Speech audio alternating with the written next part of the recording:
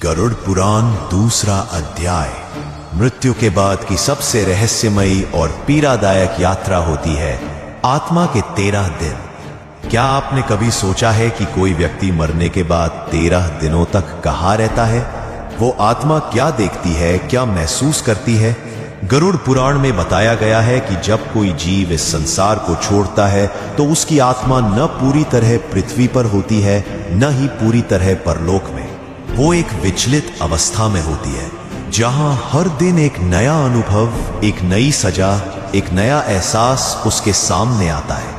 पहले दिन आत्मा अपने निर्जीव शरीर को देखती है, उसे समझ ही नहीं आता कि वो मर चुकी है। दूसरे दिन वो अपने प्रियजनों की चीखें सुनती है और कुछ कर नहीं पाती। तीसरे से 5वें दिन तक उसे अपने कर्मों का हिसाब याद आने लगता है। वो हर उस पल को दोबारा जीती है जहां उसने किसी का दिल दुखाया था।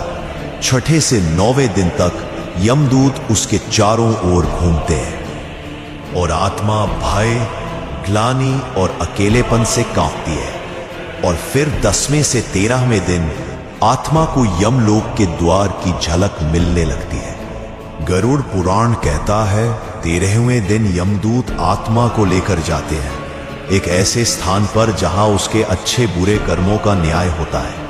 शास्त्रों में कहा गया है त्रयोदश दिने मृतस्य प्रायश्चित्तम विधीयते अथ यापि यमक्षेत्रम पाप कर्म विभूतये। अर्थात 13वें दिन आत्मा को न्याय की ओर भेजा जाता है, जहां उसके पाप पुण्य का पूरा लेखा जोखा सामने रखा जाता है।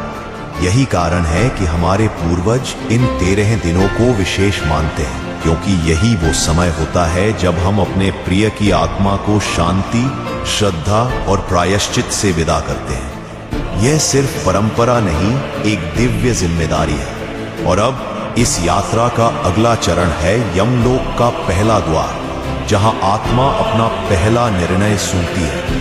क्या उसे नरक भेजा जाएगा या मिलेगा दूसरा अवसर? जानने के लिए जुड़े रहिए अगले अध्याय में। और अगर आपने इस रहस्यमयी यात्रा को अब तक महसूस किया है तो इस ज्ञान को जरूर आगे बढ़ाएं।